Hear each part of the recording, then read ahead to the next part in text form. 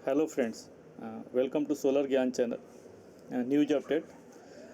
Haryana government ने solar park setup करने के लिए अभी एक गाइडलाइंस इशू किया है। तो आइए सोलर पार्क की जो गाइडलाइंस इशू किया है गवर्नमेंट ने उसके बारे में डिस्कस करते हैं। तो बेसिकली जो हरियाणा जो गाइडलाइंस इशू है, इसके हिसाब से private company, private developer Haryana में सोलर पार्क सेटअप कर सकते हैं, लेकिन इस सेटअप करने के लिए उनको कोई भी फाइनेंशियल असिस्टेंट नहीं दी जाएगी। मतलब गवर्नमेंट की तरफ से कोई भी सब्सिडी नहीं दी जाएगी। आपको इसके फीचर्स और इसके बारे में बताने से पहले मैं चाहता हूं कि आप सोलर पार्क के कॉन्सेप्ट के बारे में समझ लें कि सोलर पार्क होता क्या है। तो बेसिकली जो सोलर पार्क का कॉन्सेप्ट है, सोलर पार्क क्या है, इसके बारे में हम लोग जान लेते हैं। तो जो मेन पर्पज़ है सोलर पार्क सेटअप करने का, वो है बेसिकली सोलर प्रोजेक्ट डेवलपर को फैसिलिटेट करने के लिए प्लग एंड प्ले मॉडल में। Basically plug and play model क्या है ये जान लेते हैं। तो सोलर प्रोजेक्ट सेटअप करने के लिए सबसे इम्पोर्टेंट जो दो चीज़ें होती हैं, जो दो मेजर चीज़ें होती हैं सेटअप करने के लिए, प्रोजेक्ट सेटअप करने के लिए, एक होता है कि लैंड। आपको पता होगा करीब करीब 4 to 5 एकड़ पर मेगावाट के आसपास लगता है 1 मेगावाट सोलर प्रोजेक्ट्स लगाने के लिए लैंड। तो लैंड एक बहुत ही इंपॉर्टेंट फैक्टर होता है। लैंड प्लस उसके बाद लैंड से अगर आप लैंड एक्वायर करते हैं तो उससे एसोसिएटेड आपको बहुत सारे अप्रूवल्स भी लेने पड़ते हैं। दूसरा दूसरा जो इम्पोर्टेंट इसमें जो होता है वो होता है कनेक्टिविटी। अगर आप प्रोजेक्ट लगा रहे हैं तो आपको पावर इवैक्यूएट भी करना पड़ेगा, जिसके लिए आपको कनेक्टिविटी अप्लाई करनी पड़ती है। तो कनेक्टिविटी अप्लाई करने के लिए बहुत सारा इसमें प्रोसेस होता है, उसको करना पड़ता है।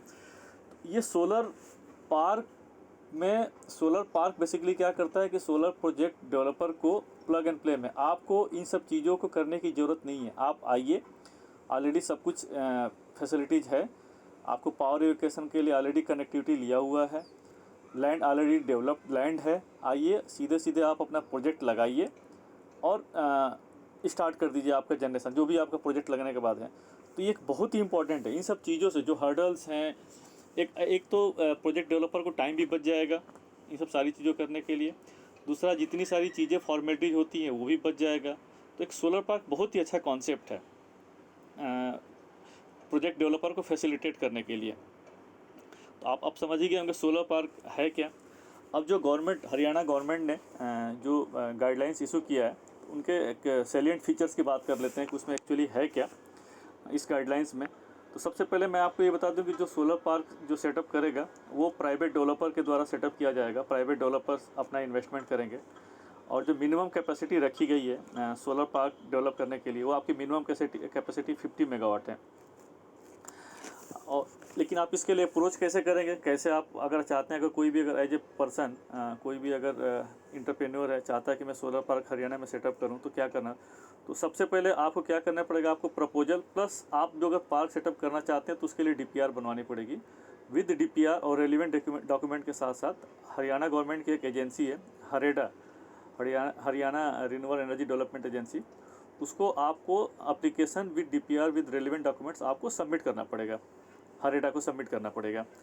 अब डीपीआर का मतलब क्या है, ज़्यादा नहीं इस डिटेल में जाएंगे, थोड़ा सा डीपीआर का बता दूँ। डीपीआर का पर्पज़ यही होता है कि आप इसमें ये बताएंगे कि हमारा सोलर पार्क कहाँ पर होगा, नियरेस्ट सब स्टेशन कौन है जिसके पास मैं इसको कनेक्टिविटी अप्लाई कर दूँ, टेक्निकली क्या होगा, क्या प्रोजेक्ट एस्टिमेटेड प्रोजेक्ट कॉस्ट क्या हो सकती है। तो ये सब सारे डिटेल बताएंगे आप उसमें। वो जो हरेडा डिपार्टमेंट है, जो हरेडा है, वो डीपीआर को एनालिसिस करेगा, डॉक्यूमेंट्स को क्रॉस चेक करेगा। उसके बाद आपको नो ऑब्जेक्शन सर्टिफिकेट दिया जाएगा। ठीक है, आप अब फर्दर आप प्रोसेस कर सकते हैं। एक तरह से आपको इन प्रिंसिपल अप्रूवल बोला जा सकता है। नो ऑब्जेक्शन सर्टिफिकेट या इन प्रिंसिपल अप्रूवल आपको दिया जाएगा। ठीक है, आपका जो पार्क जो आपने प्रपोजल सबमिट किया है ये एक्सेप्टेड है और फर्दर आप इसमें प्रोसेस कर सकते हैं। इसका एक दूसरा बहुत इम्पॉर्टेंट ये है कि इसमें कोई भी फाइनेंशियल असिस्टेंस नहीं दी जाएगी आपको अपने से पार्क सेटअप करना पड़ेगा।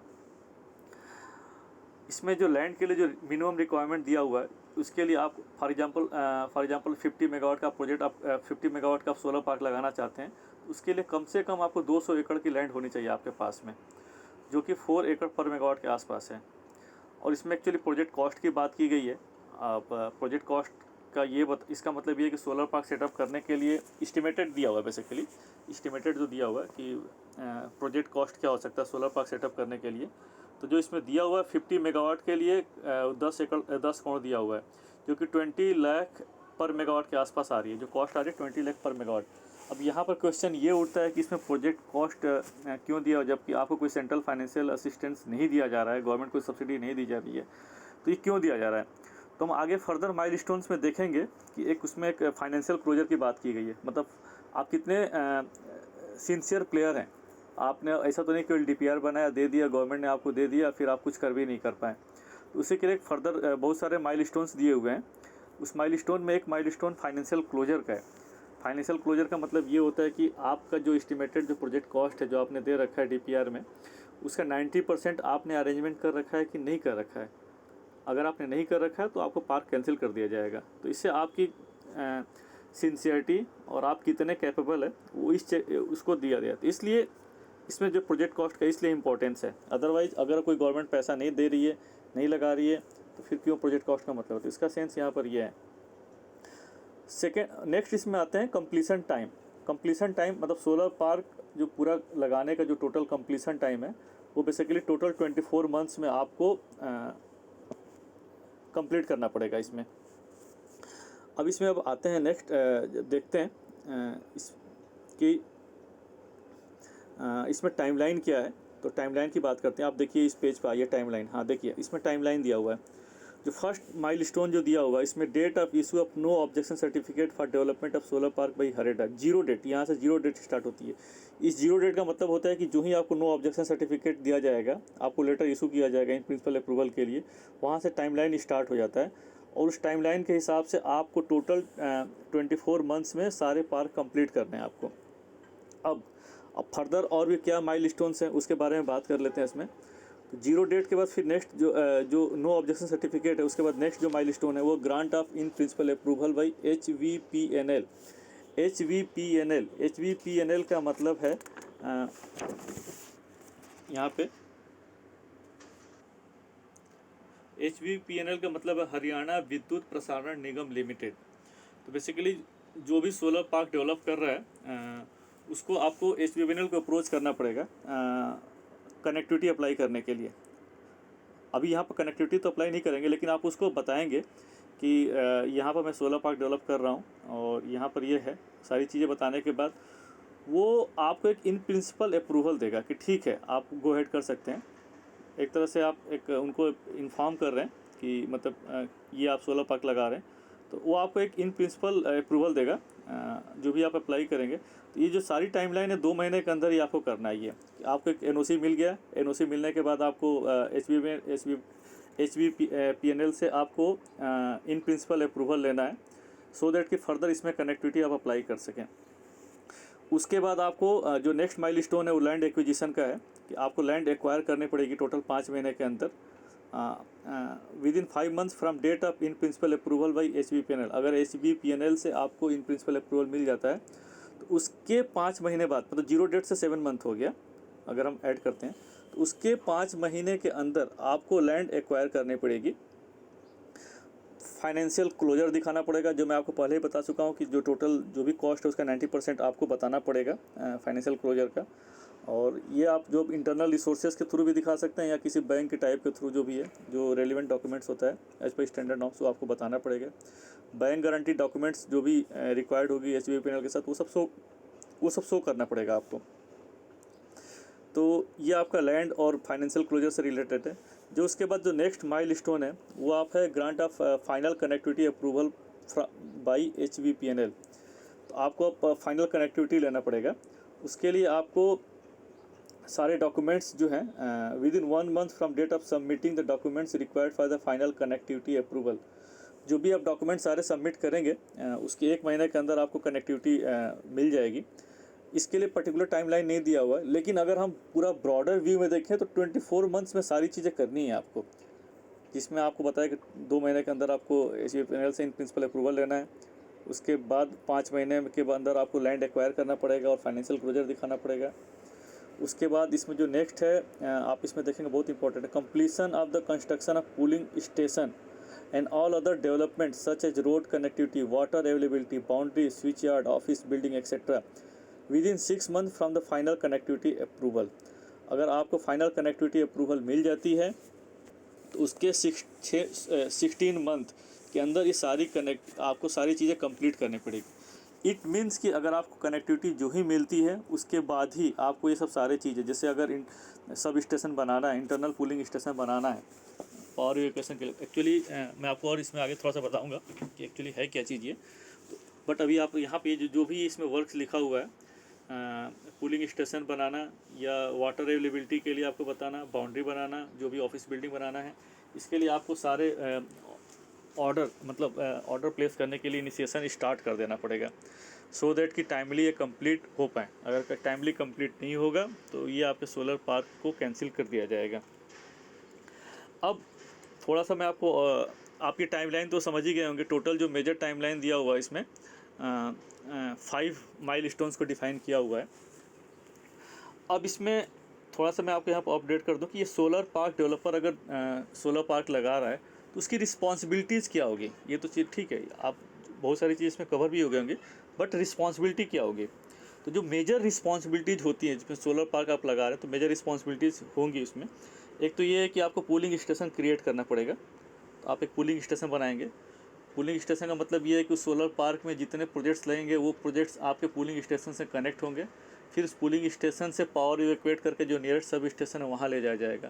तो पूलिंग स्टेशन बनाने की रिस्पॉन्सिबिलिटी जो है अंदर, वो है आपके सोलर पार्क की रिस्पॉन्सिबिलिटी है, सोलर पार्क डेवलपर की रिस्पॉन्सिबिलिटी। वो पूलिंग स्टेशन बनाएगा, फिर उस पूलिंग स्टेशन से जो नियरेस्ट सब स्टेशन है वहाँ पर वो भी लाइन लगाई जाएगी पावर इवैक्यूएट करने के लिए। ये भी रिस्पॉन्सिबिलिटी आपके सोलर पार्क डेवलपर की ही है। मैंने आपको पहले ही बता रखा है, लैंड भी आपको एक्वायर करना पड़ेगा, और ऐसा नहीं, लैंड एक्वायर करने के बाद उसको डेवलप भी करना पड़ेगा, सो दैट कि मतलब वहाँ से वाटर निकास करने के लिए, वाटर अवेलेबिलिटी, उसके लिए ड्रेनेज सिस्टम बनाने के लिए, वाटर अवेलेबिलिटी के लिए। वाटर अवेलेबिलिटी से यहाँ का मतलब ये कि अगर प्रोजेक्ट्स लगेगा उसमें तो पैनल्स, सोलर पैनल्स लगेंगे, उनकी क्लीनिंग के लिए भी वाटर की अवेलेबिलिटी आपको अरेंज करानी पड़ेगी सोलर पार्क डेवलपर का। और लैंड लेते हैं तो लैंड सारी चीज़ों से क्लियर होना चाहिए। ऐसा नहीं कि आपने लैंड ले लिया और फिर फर्दर बाद में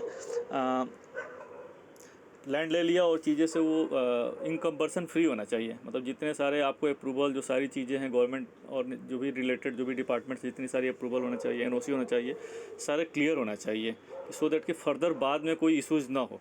तो क्लियर्ड लैंड होना चाहिए, क्लियर्ड एंड डेवलप्ड लैंड होना चाहिए। और मैं आपको बता ही चुका हूँ कि सारी चीज़ें आपको बेसिक इंफ्रास्ट्रक्चर, बाउंड्री और सीवेज और ये सब चीज़ें प्रॉपर आपको अरेंज करना ही पड़ेगा। इसमें एक बहुत इंपॉर्टेंट चीज़ ये बताई गई है कि इसमें आप अगर सोलर पार्क डेवलप कर रहे हैं, इन्वेस्टमेंट कर रहे हैं, और कल को ये ऐसा हो कि इसमें प्रोजेक्ट्स अगर नहीं आता है तो उस केस में आप क्या करेंगे। तो इसमें क्लियरली बताया कि ऐसा नहीं कि आप सोलर पार्क डेवलप कर रहे हैं तो डिस्कॉम को मैंडेटरी इस सोलर पार्क में जो प्रोजेक्ट्स आ रहे हैं उनकी पावर लेनी पड़ेगी, जरूरी नहीं है। बिल्कुल क्लियर कट किया हुआ इसमें, DISCOM not obligize to purchase power from project setting up in this solar park. इसलिए इसमें बिल्कुल क्लियर है। ये आपको फिर फर्दर इसमें प्रोजेक्ट्स कैसे लेंगे, क्या लेंगे, ये सोलर पार्क डेवलपर की रिस्पॉन्सिबिलिटी होगी। या तो ओपन एक्सेस कंज्यूमर या जो भी कोई प्रोजेक्ट्स करके अगर जीत आता है तो बोलेंगे नहीं ठीक है आप मेरे पार्क में लगाइए, जो भी आप उसे चार्ज लेना होगा ले लेंगे, आपका जो भी फाइनेंशियल मॉडल होगा। तो इसमें बिल्कुल क्लियर कट बताया हुआ है कि इसमें कोई भी ऐसा नहीं है कि ऑब्लिगेटेड होगा, मतलब डिस्कॉम के पार्ट पे कि जो भी प्रोजेक्ट जिसमें लगेंगे उसके लिए डिस्कॉम ही परचेज करेगा। और एक इम्पॉर्टेंट है कि जो सोलर पार्क लगा रहा है तो वो खुद सोलर प्रोजेक्ट पार्क में नहीं लगाएगा। मतलब कोई कंपनी भी लगा रही है तो उसमें इक्विटी पार्टिसिपेशन भी नहीं होना चाहिए। मतलब अगर कोई एक कंपनी सोलर पार्क डेवलप कर रही है तो ऐसा नहीं कि एक कंपनी सोलर पार्क में बी कंपनी के साथ मिल करके सोलर प्रोजेक्ट्स लगा रही है, नहीं, कोई भी इक्विटी पार्टिसिपेशन नहीं होना चाहिए। मतलब सोलर पार्क डेवलपर जो है खुद सोलर पार्क के अंदर अपना प्रोजेक्ट्स नहीं लगा सकता है। नेक्स्ट आते हैं कि इसमें जो सोलर, ये तो एज ए सोलर पार्क के लिए दिया हुआ कि मिनिमम 4 एकड़ पर मेगावाट होना चाहिए। अगर जो डिपार्टमेंट है वो आपका चेक करेगा कितनी लैंड है आपके पास में। सोलर पार्क डेवलपर जो है फर्दर अब सोलर प्रोजेक्ट डेवलपर को भी लैंड अलॉट करेगा।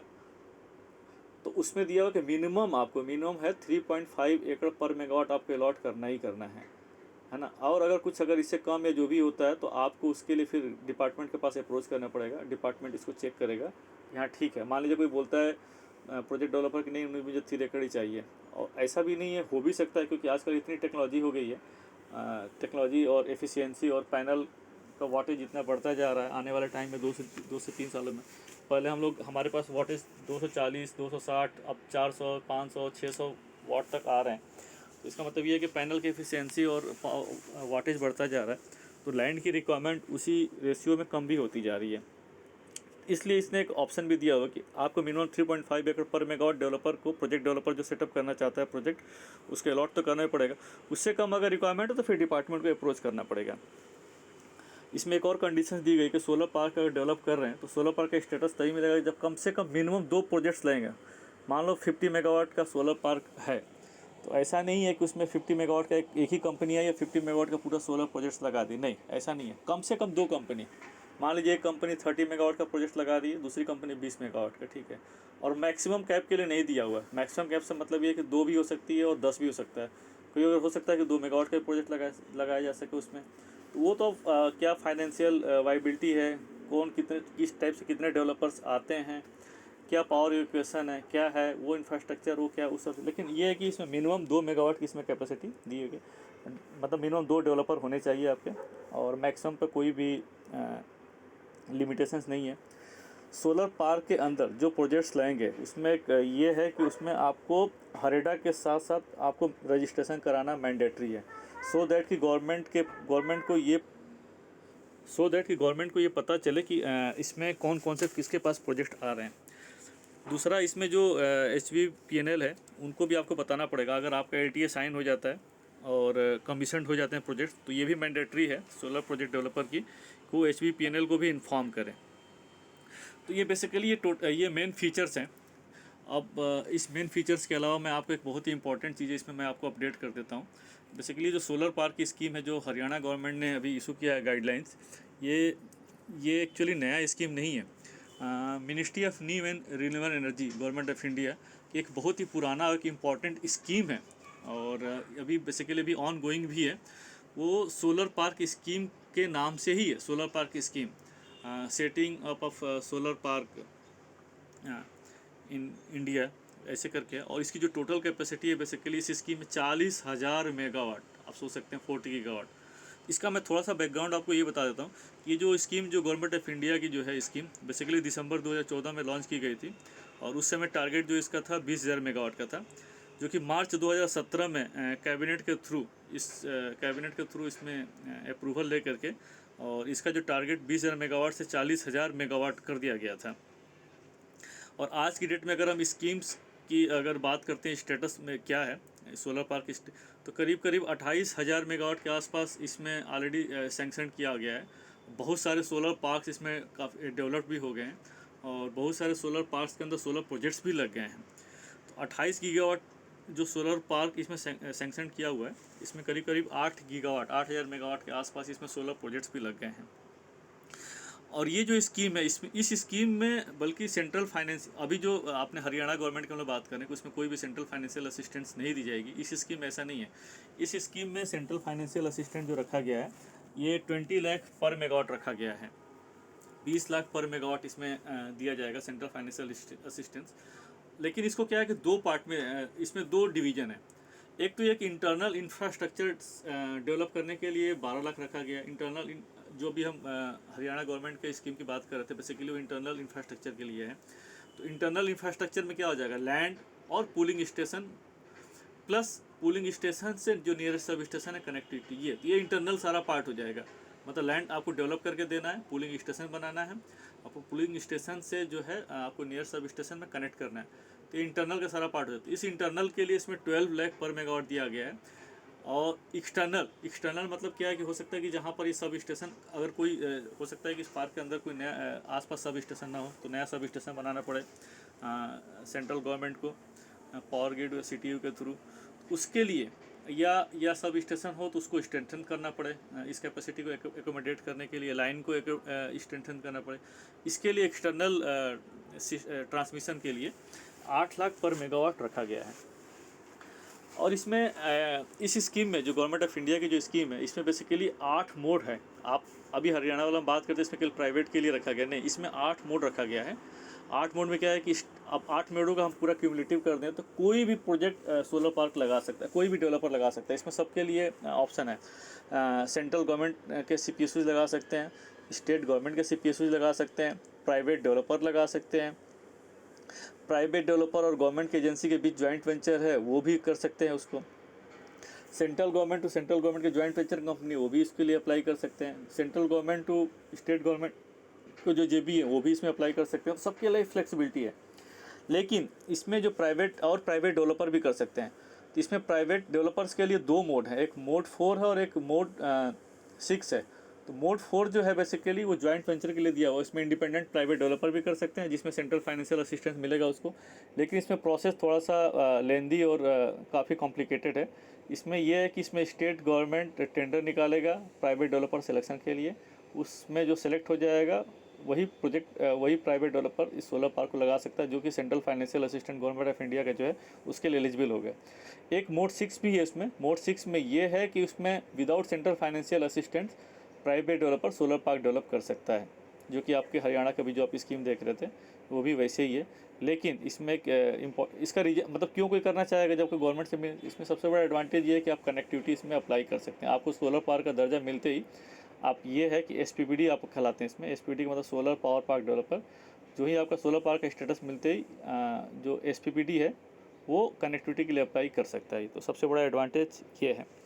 ये जो स्कीम की अभी जो डेट है, ये स्कीम जो है गवर्नमेंट ऑफ इंडिया की स्कीम मार्च 2024 तक इसमें वैलिड है।